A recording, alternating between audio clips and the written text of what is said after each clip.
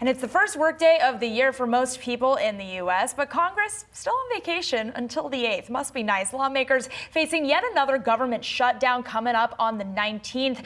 Under the two-tiered stopgap bill passed in November, Congress has 11 days until funding lapses for various parts of the government.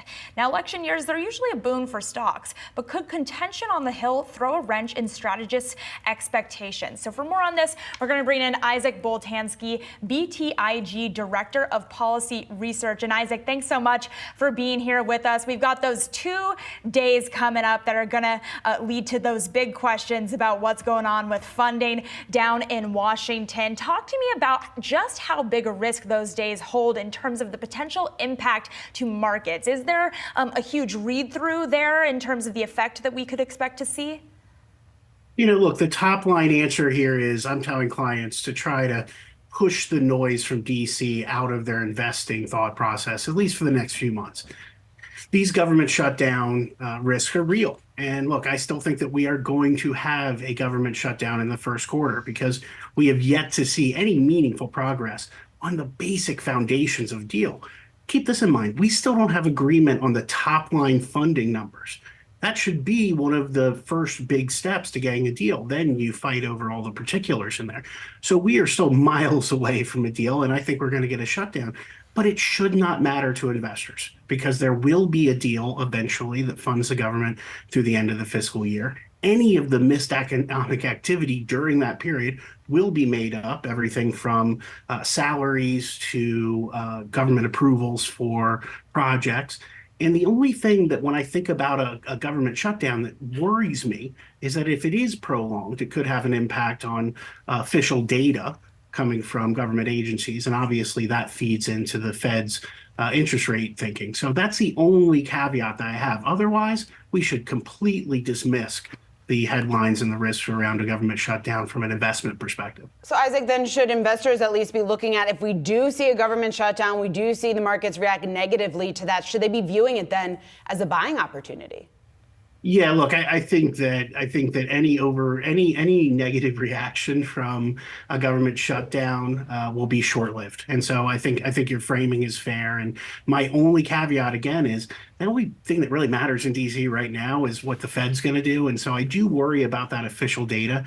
And if we have a 2 or 4 week shutdown, then I'm going to start to worry because maybe that alters some of the trajectory thoughts from the market in terms of rate cuts or the rate trajectory overall. But otherwise, you should completely dismiss this and instead start to worry and think about the 2024 election. Isaac, in terms of the biggest disagreements and the lack of progress that we have seen be made here within Congress, when it comes to some of those top line spending numbers, where do those biggest disagreements lie at this point?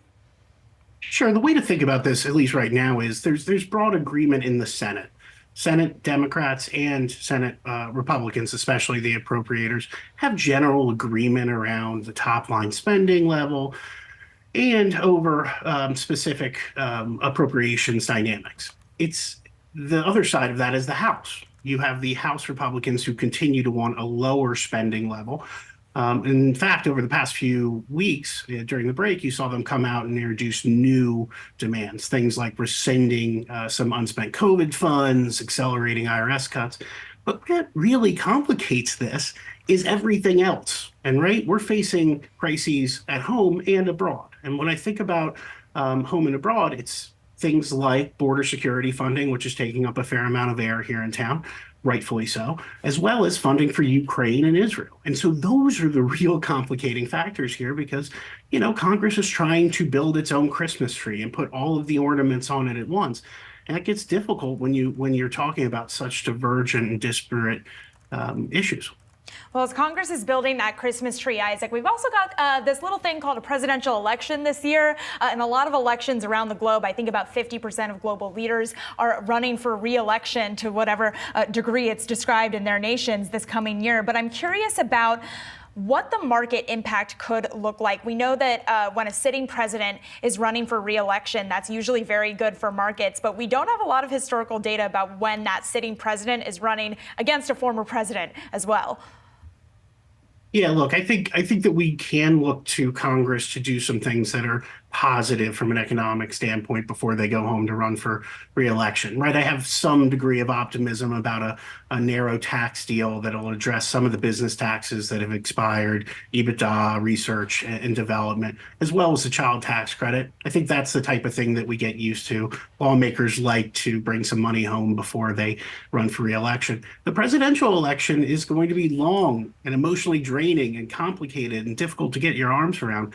Let's keep in mind, if it is Biden v. Trump again, which I think it will be at this moment, that last election was decided by 44,000 voters in 3 states. And so it's going to be incredibly difficult to have true conviction one way or the other around this, especially given the complication of third-party candidates. But there are acute themes that I think are worthy of investors looking at as they prepare to wrap their arms around the election. There are differences between these two, and there are also some difference between the politics and the promises that we see on the campaign trail. For example, the IRA and its green energy tax credits, they're not getting reversed. Doesn't matter what you hear from the campaign trail, that's not happening. The ACA, the Affordable Care Act, not getting reversed. Doesn't matter what you hear from the campaign trail. So I've been trying to focus on those types of acute issues rather than calling the big election, which is still months away. Isaac, can you talk to us about some of the other themes that you're also watching that you think investors should keep in mind, given the fact that if we do see a Republican or Democrat in the White House, just what in terms, I guess, how they should be positioning their portfolio or their investment, how they should be looking at investment opportunities then beyond the 2024 election? Sure. Look, I think the way that we did this in our year ahead note, it was to try to look at who the winners and losers might be with a Republican in the White House. And a few areas that have gotten a fair amount of interest are the largest banks. As you know, there have been proposals under the Biden administration to increase the capital requirements for the nation's biggest banks and some super regional banks by 15 to 20%. You could see those being reversed or materially softened with a Republican in the White House. The mortgage giants, Fannie Mae and Freddie Mac, who have been in conservatorship for over 15 years, you could see those finally see some movement towards exiting conservatorship. I think that you would also have private prisons, which are an area that also has a nexus with the border surge and border security debate here in town. I think they would also have a tailwind in a Republican administration. So those are the types of themes that clients have been focused on over the past few weeks. And I'm sure we'll have more because a lot of it depends what we hear from the campaign trail, which is just heating up.